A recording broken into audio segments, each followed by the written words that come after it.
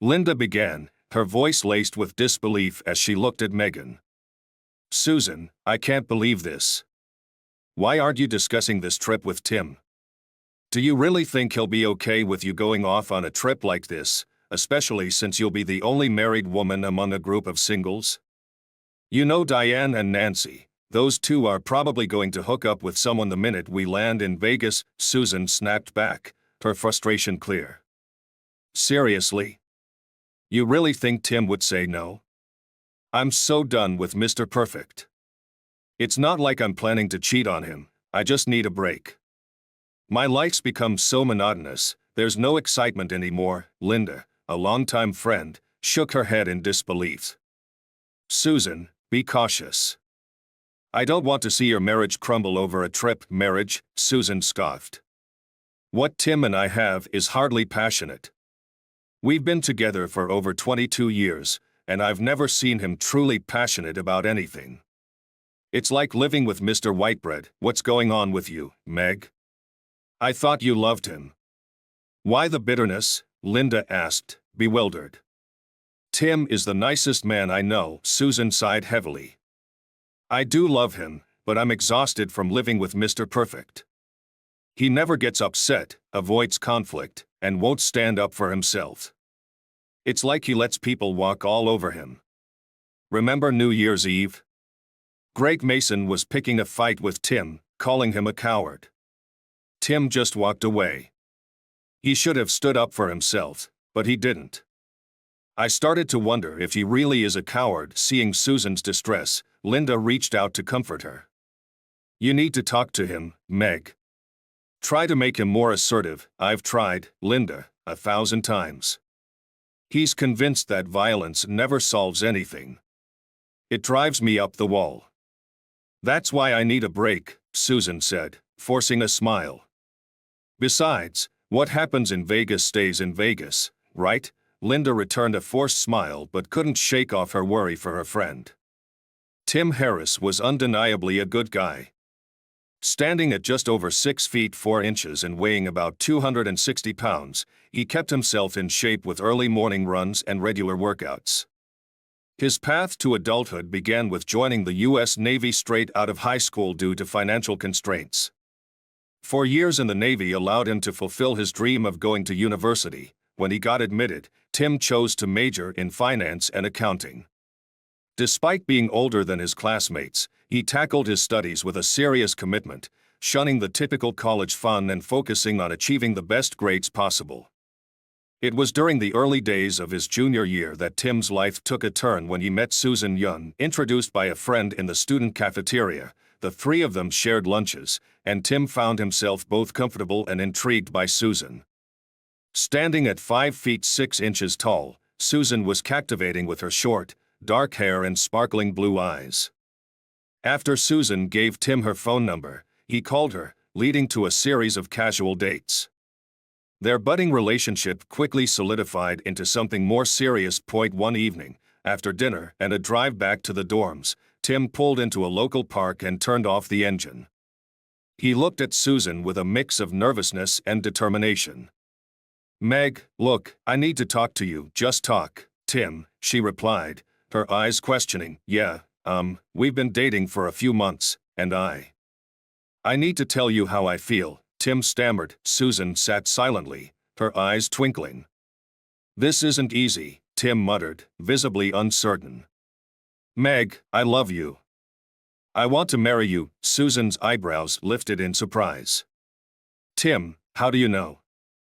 We've only ever kissed and held hands. How can you be sure you love me? Tim, slightly taken aback, responded, I respect you, Meg. I would never treat you poorly. Why would I think of you that way, slut? Slut? Susan exclaimed. What makes you think that intimacy between two people who care for each other makes a woman a slut?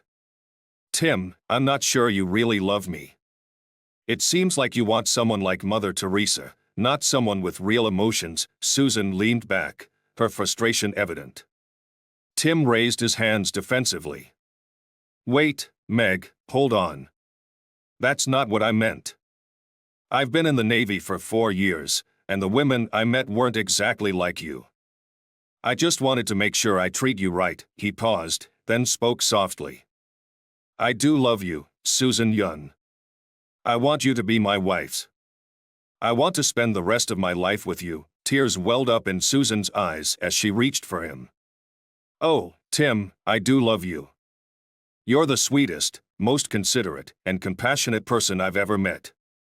Yes, I'll marry you." They shared a passionate kiss and made love in the back seat of the car. Susan graduated with a degree in marketing and landed a job at a local cosmetics firm, where she was to undergo a few months of training before being assigned a territory. The salary was surprisingly generous.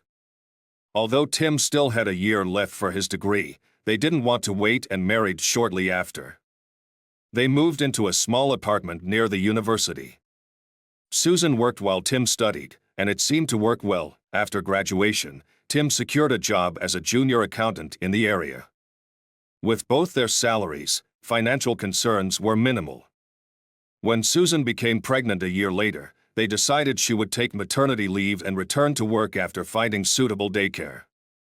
Actually, it was Susan's decision. Tim went along with her plan. They had a daughter together, and they both showered her with love, especially given the complications during Meg's delivery that meant she wouldn't be able to have more children. They were heartbroken over this, but they cherished their daughter, Emily, deeply. Both of them continued to excel in their careers, and financial concerns were never a problem. With their combined earnings, they eventually bought a large house in a gated community that boasted a golf course and country club. When Emily turned 12, Susan decided to leave her job and focus on being a full-time mother. Tim quickly agreed to this decision. Tim had done well for himself too. After more than 20 years with the company, he had risen to the position of senior account manager with a very comfortable salary. Then, a few weeks ago, a vice presidency opened up, and Tim applied for it.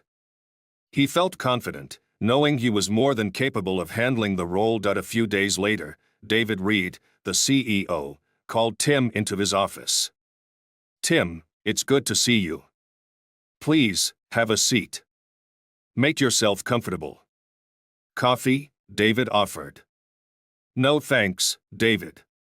I'm fine," Tim replied, scrutinizing him closely. He had a bad feeling about this meeting. "Tim, I'll be straightforward with you," David began. "I know you applied for the VP position, but I have to be honest.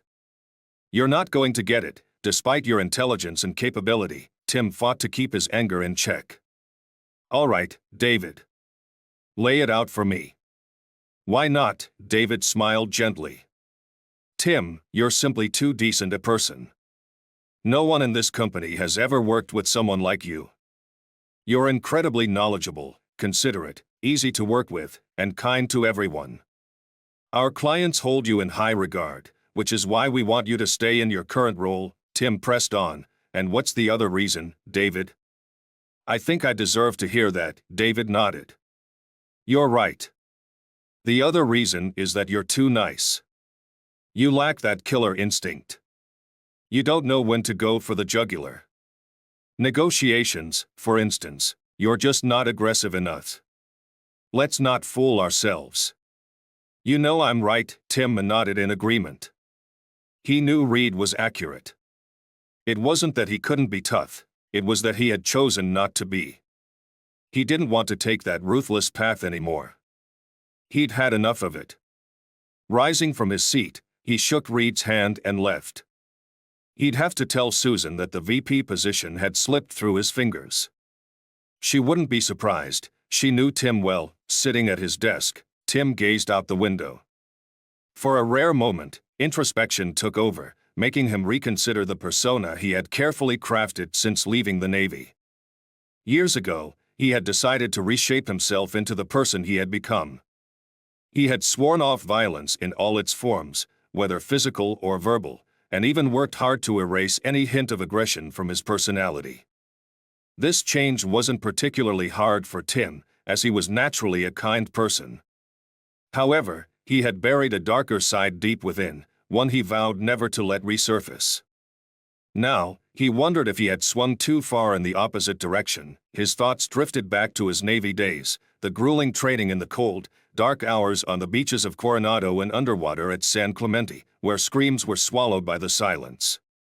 Memories flooded back, scouting enemy beaches from the surf, silently taking down vessels at sea, and waiting for hours or days in the muck and stench of swamps.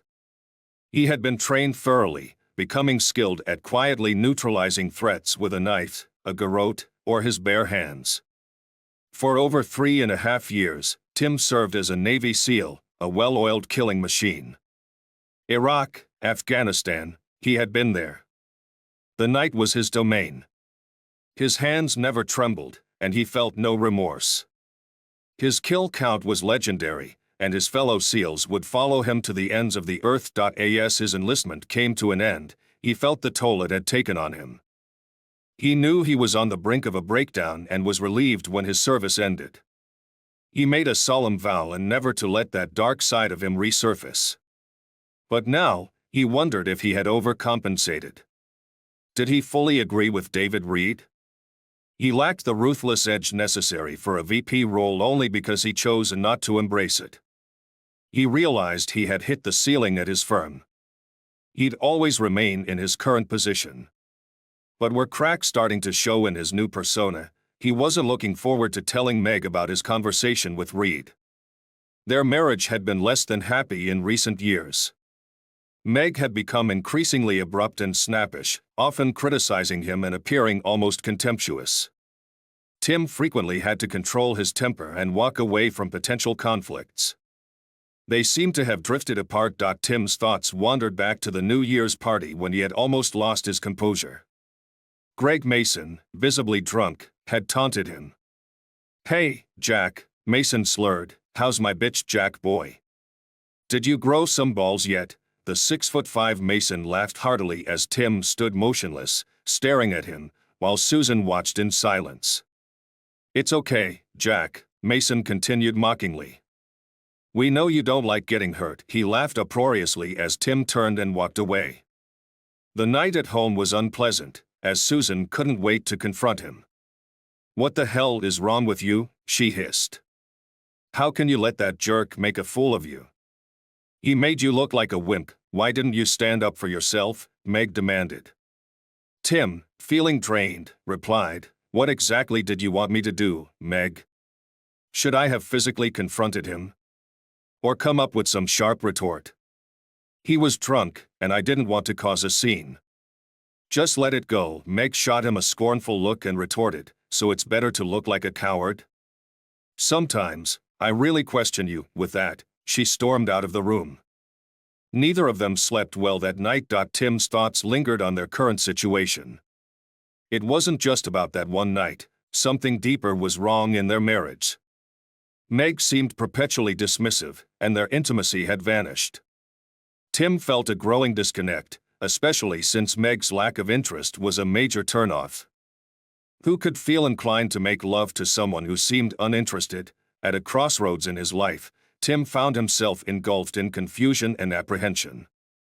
The carefully crafted persona he had built over the years was showing cracks, leaving him unsure of his next move.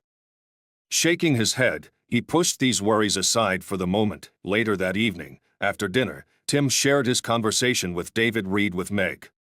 She waved her hand dismissively and snapped, "I'm not surprised." Then, she casually mentioned that she and her friends were flying to Vegas for the weekend, turning her attention back to a mundane TV show. Tim, taken aback, asked, "What friends? Shouldn't we have discussed this before you made plans?" Meg responded impatiently, "It's Jan, Diane, Nancy, and me. We're going to have some fun." "Don't make a fuss about it," Tim pressed further. "Aren't they all single? Is this trip really appropriate?" Meg abruptly turned off the TV and snapped, "Yes, it's entirely appropriate. I'll do what I want." With that, she retreated to the bedroom.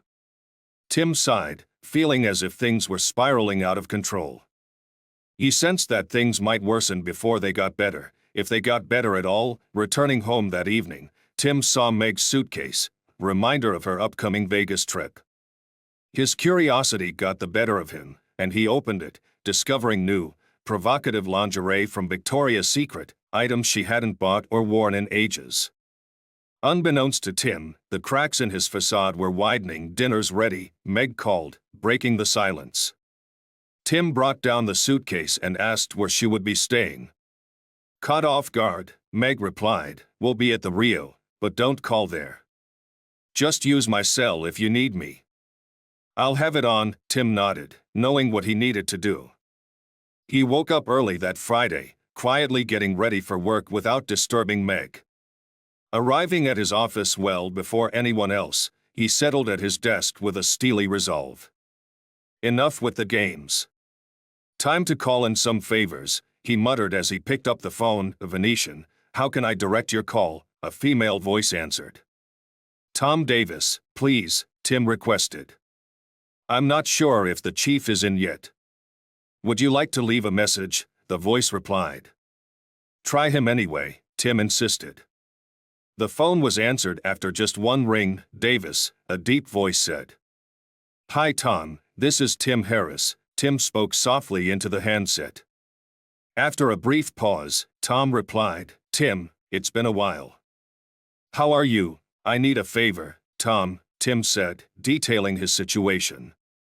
"I don't care what hotel she's staying at, Tim. We'll find them, and we'll keep you updated. They won't be able to make a move without us knowing." "I'll check in with you periodically," Davis assured him. "I'm sorry, Tim. You deserve better. Remember, if you need anything, just call me." "Seals never forget," Tim thanked him, hung up, and set the problem aside momentarily. Tom Davis, the chief of security at the Venetian, had solid connections with other hotel security heads in town. Tim trusted Tom to deliver on his promise. Over the past week, Tim had carefully considered his next steps. He weighed the pros and cons, made extensive notes, and created spreadsheets.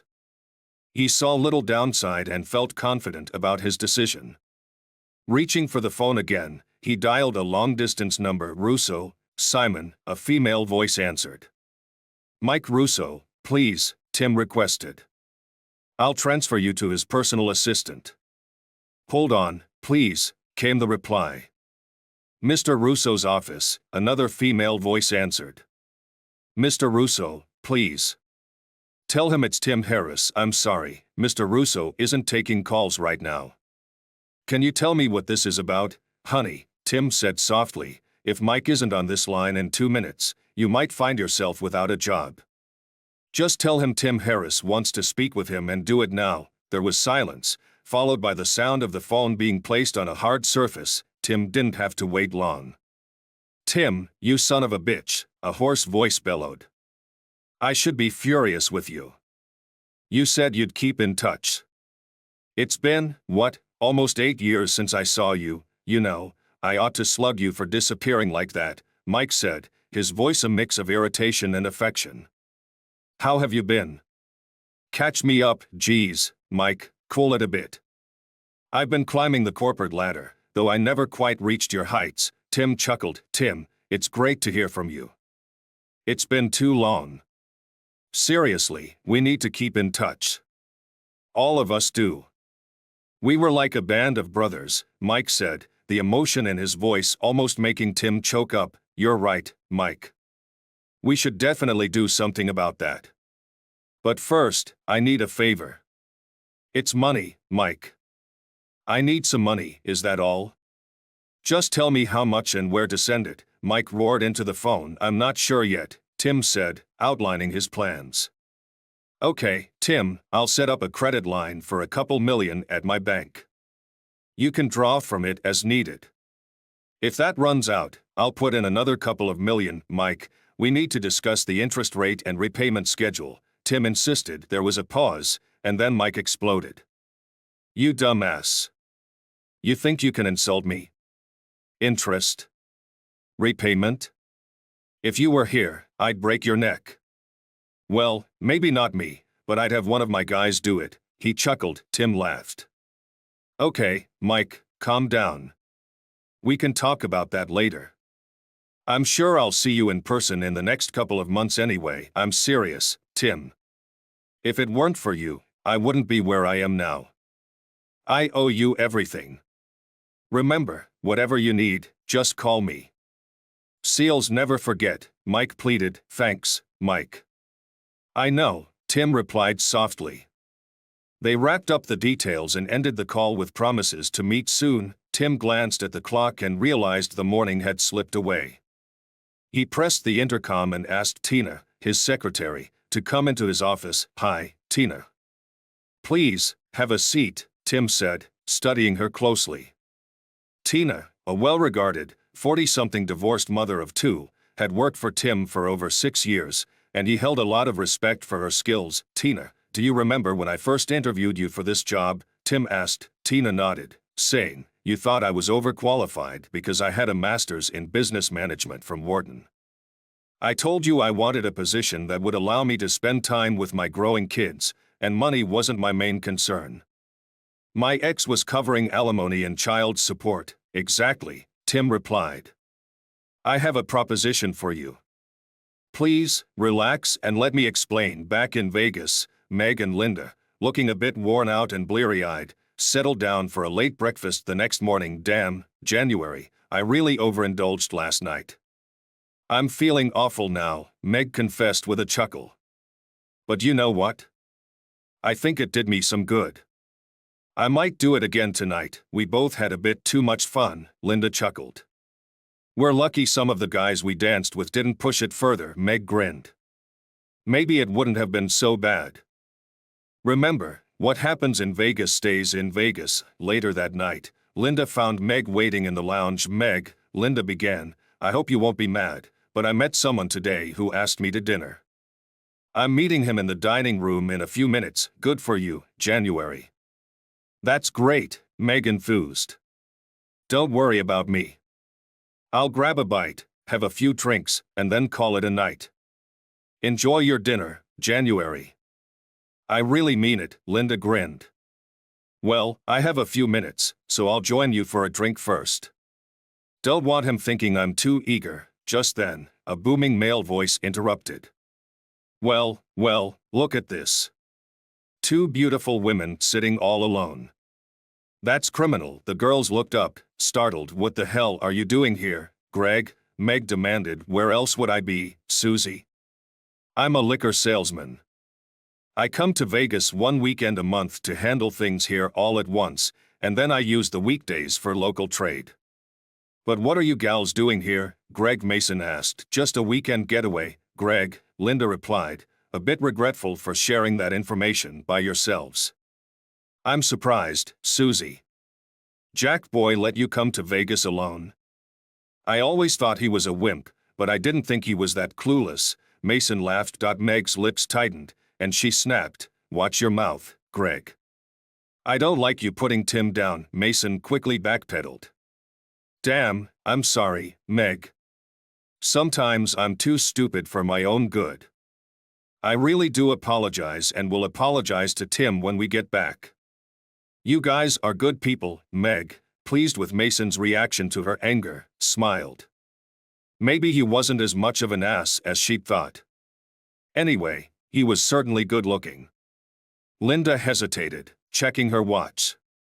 Meg noticed her discomfort and quickly reassured her. Well, you'd better get going, January. Have a great time. I'll be fine, Meg said with a smile. Linda stood up. I'll see you in our room later, Meg. Okay. Sure. Don't worry. Have a good time, Meg replied, waving her off.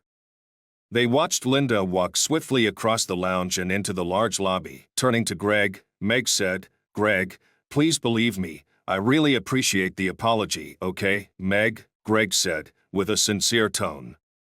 But no more cracks, got it? Absolutely, Greg assured her. I'll be on my best behavior. Now, please accept my invitation for dinner. I hate eating alone, and I'm sure you feel the same. There's a great little Chinese restaurant in the hotel. I'd be thrilled if you'd be my guest. Meg hesitated for a moment but then shrugged. All right, Greg. But remember, best behavior. To her surprise, Meg enjoyed Greg's company more than she expected. He was attentive, complimented her frequently, and made her laugh. The dinner seemed to end too quickly, and Mason suggested they continue the night in the lounge for drinks and dancing. Leaning over the table, Mason took her hand. "Meg, it's still early. Let's not end this now. How about we head back to the lounge for a couple of drinks, and I'll show you what a great dancer I am." "Real Broadway material," he joked. Meg giggled, finding Greg to be a lot of fun. She felt an unexpected attraction to him. The next couple of hours flew by as they enjoyed drinks and danced. Meg imbibed more than usual, feeling pleasantly buzzed. Despite knowing she should stop drinking, the fun and Greg's dancing were irresistible. On the dance floor, snuggling close to him, Meg whispered, "Is that a banana in your pocket, or are you just happy to see me, Greg?" She giggled uncontrollably. "Gee, I'm sorry, Meg," Greg chuckled, his voice low. "You're so damn gorgeous and sexy. A guy would have to be a saint not to get hard dancing with you." Meg pressed her body against his. "Oh, no you don't. I like that." "Greg, you feel huge," she said, moving her body provocatively. Their dance became more intimate, with Greg's hands exploring her body and Meg's hands tangled in his hair as they kissed passionately. "Let's go up to my room," Meg whispered. "It's quieter and more private," Greg agreed, and they headed for the elevators. Meg staggered slightly, with Greg supporting her. "Gee, Meg, I think you're just a little tipsy." "You're a real party animal," he leered. Meg giggled again, and they entered Greg's room. Things quickly escalated, and they engaged in intimate acts. Afterwards, in a moment of clarity, Meg realized the gravity of her actions and hurriedly left, leaving a smug Greg behind. Back home, Tim finished a hastily prepared dinner and settled into the den with a newspaper he had no intention of reading. It struck him that Meg hadn't called since her departure on Friday morning. A call to the Rio confirmed there were no registered guests by Meg's name or her friends. The realization hit Tim hard. His marriage seemed to be at a breaking point, and he felt an overwhelming sense of emptiness. The indifference and patronizing attitude Meg had developed over the years had eroded their connection. If she had indeed been unfaithful, their marriage might not survive, and a part of Tim would die with it. The phone rang, pulling him from his thoughts. It was Tom Davis. Tom confirmed Tim's worst fears, reporting that Meg had been involved with Greg Mason, a known player in the area. Tom offered his support and advised Tim not to act irrationally. Tim was overwhelmed, unable to immediately respond. The confirmation of Meg's infidelity and Mason's involvement was gut-wrenching.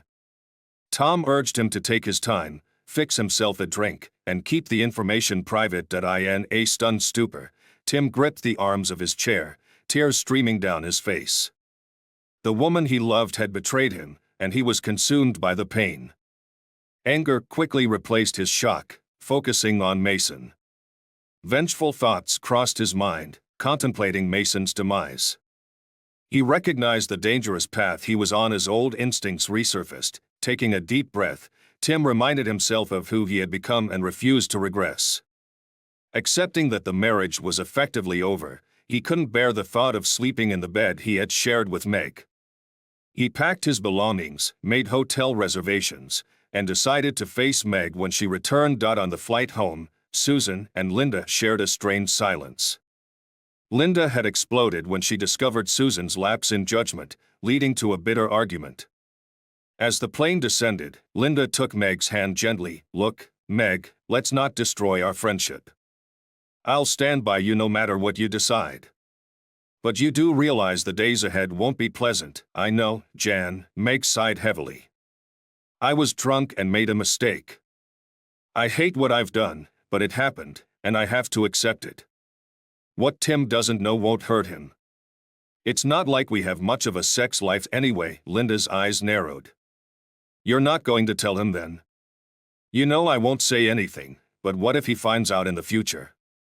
It could be worse." No, let's not argue again. "Just think about it," Meg said, cutting off further discussion. They fell into an uneasy silence. After they deplaned, Linda retrieved her car and drove Meg home. They parted with a hug and a kiss. "Good luck, Meg," Linda whispered as Meg walked up her front walk with her suitcase. Meg shook her head, lifting her chin as she opened the door and walked into the house. She saw Tim seated in his easy chair, his demeanor as cold as ice. "Hi, honey, did you miss me?" She forced a brave smile. "We had a blast, but it's good to be home." Tim's eyes were steely, his gaze unrelenting. "Sit down. I want to hear all about your trip. What did you do that was such a blast?" Though Tim spoke softly, there was an edge to his voice that Meg had never heard before. For a brief moment, she felt a shiver of fear but quickly composed herself. "I'm tired, Tim. I want to take a shower and change into something more comfortable. I'll tell you all about the trip later," she said, attempting to diffuse the tension. "You're going nowhere. I told you to sit down. Now put your ass in that chair or I will get up and put you down." Tim's voice was firm, and his threat hung heavy in the air. Meg whirled around, her face flushed with frustration. "What the hell is the matter with you? I just told you that I'm tired. We'll talk later, and if you don't like that, then we won't talk at all," she snapped at in a flash. Tim was on his feet, his face inches from hers. "I have never laid a hand on you in anger, but if you don't sit, I will smack the shit out of your rear end till it looks like mashed potatoes." He snarled that he placed a firm hand on her chest and slowly pushed her into the chair. After taking a deep breath, Tim returned to his seat. Meg sat there, gaping at him, completely bewildered. She didn't recognize the man before her. Tim had never acted like this before. Deciding to humor him, Meg figured he was probably just upset that she had gone away with the girls. "Okay, Tim, now tell me all about your trip and the blast you had," she said, her voice shaky but trying to sound composed. "For Pete's sake, Tim," Meg began, "we just let our hair down. We drank a bit too much, gambled and lost a little too much. Saw a few shows and had some great meals. Nothing terribly exciting, but it was nice getting away." "Getting away from what, Susan?" Tim asked, his voice dropping to a softer, more dangerous tone. "Getting away from me? It looks like getting away from me was your primary objective, wasn't it?" Meg's frustration boiled over. "Tim, I don't know what you're driving at. I'm tired and I don't want to play your silly games." She started to rise again. "Sit the fuck down, Susan. We're not finished, not by a long shot," Tim barked. "Tell me, Susan. How many men have you fucked behind my back? How many times have you cheated on me? I'd really like to know." Meg sat back down, her face pale with fear. "How much does he actually know, or is this just his imagination?" she wondered to herself, desperate to deny her actions. Meg lashed out. "You're out of your mind, you bastard. How dare you accuse me of cheating or being unfaithful? Have you been drinking? What's gotten into you? You prick." Tim suddenly smiled, but there was no warmth in it. "You're not only an adulteress but a liar as well, and, I have to admit, a pretty good one. I imagine you've had quite a bit of practice lying to me over the past few years. I know all about your tryst with Mason in Vegas. You thought you could screw him there and get away with it. How many times have you fucked him in the past, Susan? How many other men have you spread those legs for?" Meg shook her head, stunned that she had been found out. She was shaken by her husband's confrontation. "How could I have been so foolish?" she thought, feeling a deep pang of self-recrimination. Tim paused, his expression cold. "What I really don't understand is how I ever thought I loved you. I guess I did at one time, but the last couple of years have convinced me that the woman I loved has vanished, replaced by a harpy and a slut.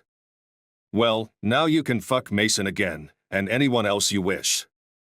You won't have to worry about your husband finding out because you won't have a husband shortly." Meg trembled, her voice barely a whisper. "Please, Tim. Please, at least listen to me. I screwed up. I made a mistake. I know that. But you can't just throw away our years together. I swear this was the only time I was unfaithful. I didn't mean for it to happen. I swear." Tim eyed her with disgust. "It's not just your adultery with Mason that's convinced me to rid myself of you, although that was the deciding factor. You were disloyal, Susan, and you knew how important loyalty is to me. You betrayed everything I believed in. Without loyalty and trust, no relationship can survive. The past few years have been an ordeal. You've shown no respect for me and little consideration. I've been treated as if I were an unwanted guest, a stranger you merely tolerated. You know the real problem, Susan, Tim continued coldly. You began to confuse manliness with machismo. Your concept of what a man should be began to conflict with reality. I've told you countless times that a loud voice, a bragging tone, and muscles are not what make a man. I've also told you that violence is almost never the answer to a problem, but you considered me weak and timid. You forgot that a real man has no need to brag or put someone down. A real man has a sense of responsibility, obligation to his loved ones. A real man protects and provides for his family. A real man is true and loyal to his loved ones. A real man is more than a large cock and a big mouth, but those seem to be the things that attracted you. Meg sat there, stunned and speechless. She had never seen Tim speak to her with such revulsion and bitterness. Tim, she pleaded, please, just listen. Shut up, Susan, Tim snapped. You really have nothing to say that I want to hear. Don't even try to lie to me again. That won't work anymore. I've already moved most of my stuff out, Tim continued. I'll make arrangements for the rest. You realize that there isn't much of mine left here. Almost everything we bought in the past few years was your decision. I hope those things will comfort you. I also suggest you find an attorney. The divorce will go through quickly and smoothly if you don't decide to fight me on this. I will provide for you so that your lifestyle won't change too much, but I suspect you'll need to find gainful employment. One final caveat, Susan, he added coldly, you'll get to keep this house, but if I find that you've brought men here to screw, I'll stop all agreed upon alimony. As Tim finished speaking, the gravity of the situation settled heavily on Meg. She felt the weight of her choices and the finality of Tim's words.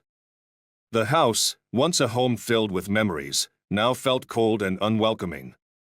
Tim's transformation from a loving husband to a bitter, vengeful man was complete, and Meg knew that her life was about to change in ways she could scarcely imagine. That I wouldn't be paying for a place where you're fooling around.